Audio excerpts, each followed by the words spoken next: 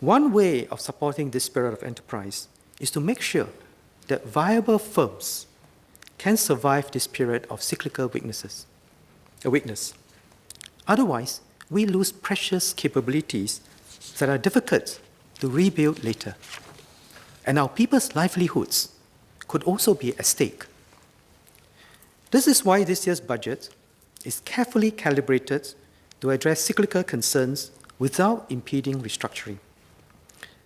And members, such as Mr. Ong Teng Koon, have expressed support for this support package. Now, costs remain a concern for many SMEs. Some members, such as engineer Dr. Lee Bee Hua, spoke about rental costs. In fact, rental costs have declined over 2015.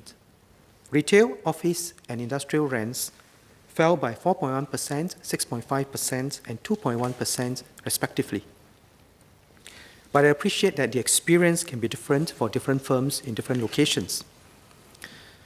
Now, that is why we are careful to shape the overall macroeconomic conditions to be supportive of growth, to make sure that we do not price ourselves out of the global markets.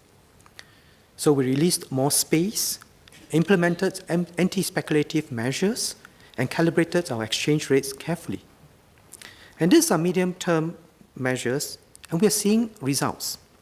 We are seeing results in terms of supporting firms, even in the cost area. Now, others, such as Dr. Lily Neo, spoke about manpower costs. Wages have been rising, which is good for our workers.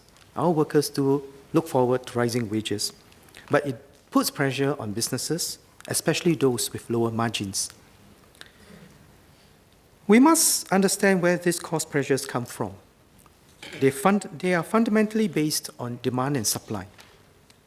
Our supply of land and labor is limited, but the demand for our resources is growing, which in fact indicates that our economy is still growing.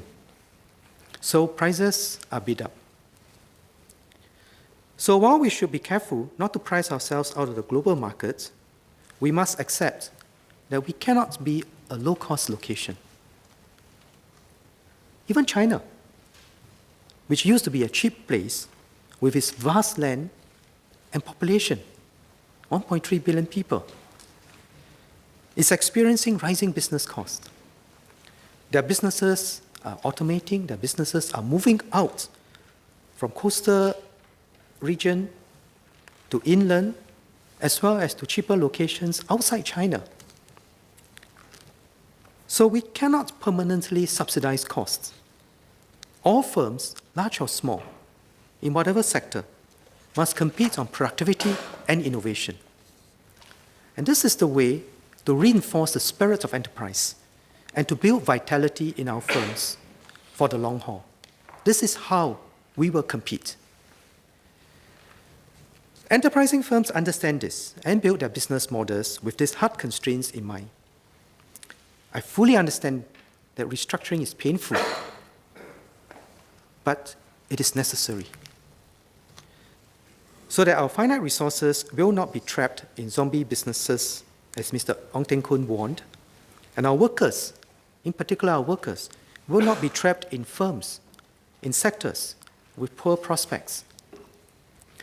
So our concern about restructuring is ultimately a concern for our workers, our people.